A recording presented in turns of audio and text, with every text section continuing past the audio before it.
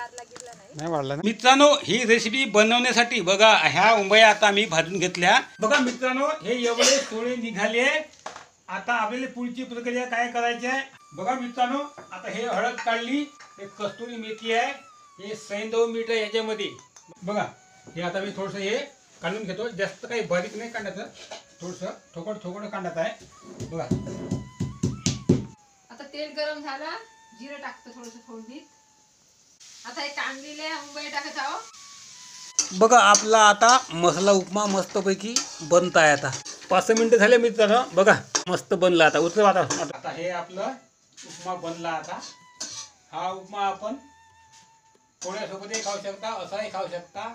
हे अशा प्रकारे बनला आमचा उपमा, एक नंबर।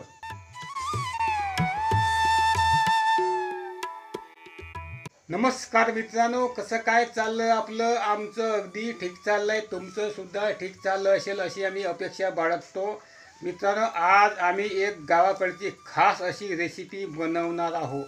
म्हणजे आम्ही लहानपणापासून ही रेसिपी खात आलो आहे।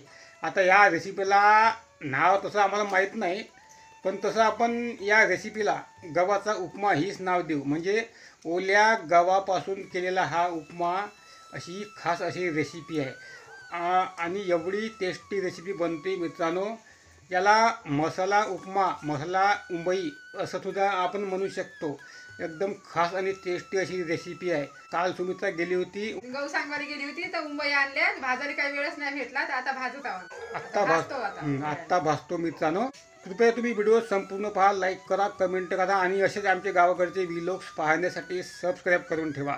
चला आता तुम्हाला दाखवतो ती चांगली रेसिपी, जबरदस्त आहे रेसिपी, पाहता संपूर्ण।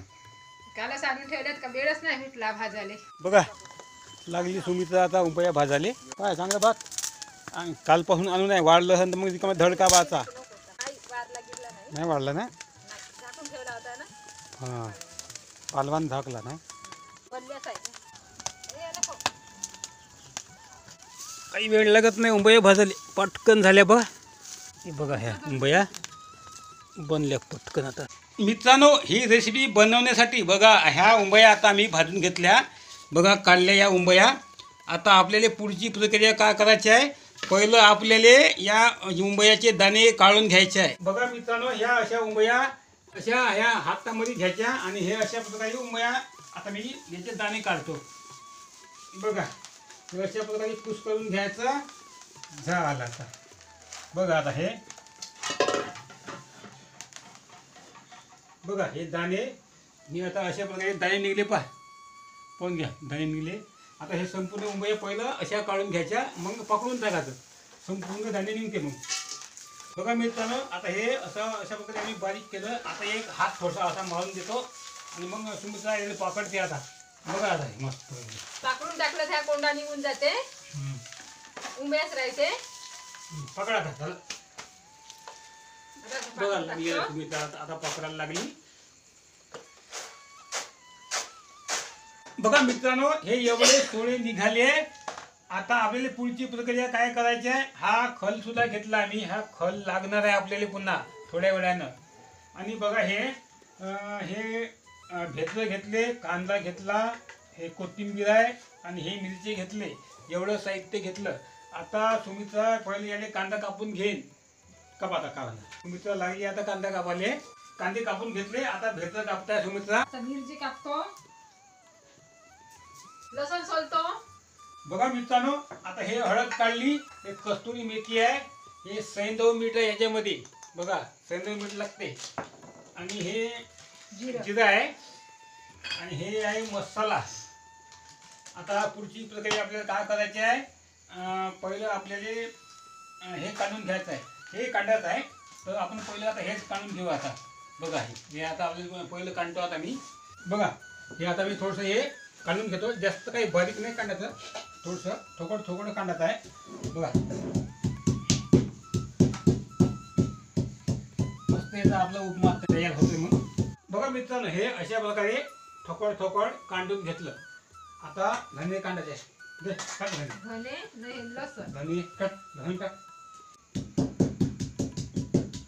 आता कढई ठेवली, आता तेल टाकतो। आता तेल गरम झालं, जिरं टाकतं थोडंसं फोडणीत.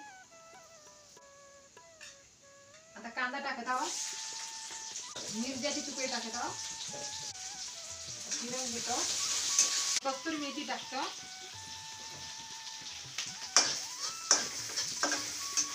आता हे लसूण जिरं टाकत आहोत.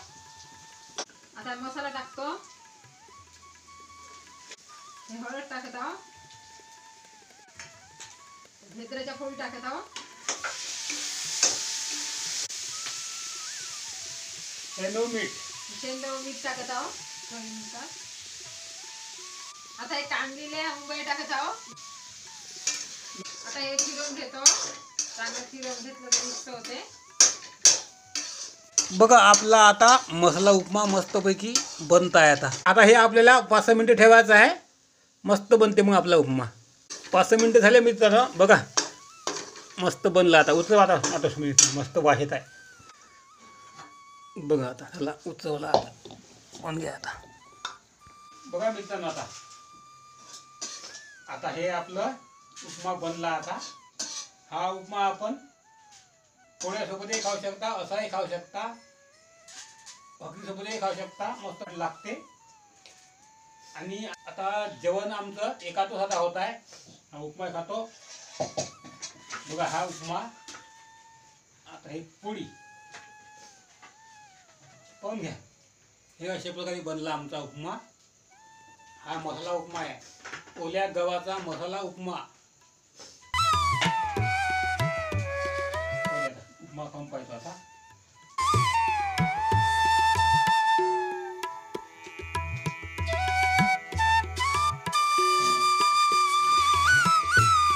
एक नंबर, अप्रतिम चव मिळतो. पोळ्यासोबत सुद्धा आपण खाऊ शकतो.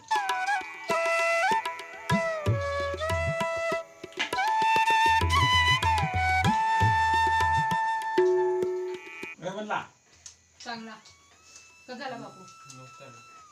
बनला.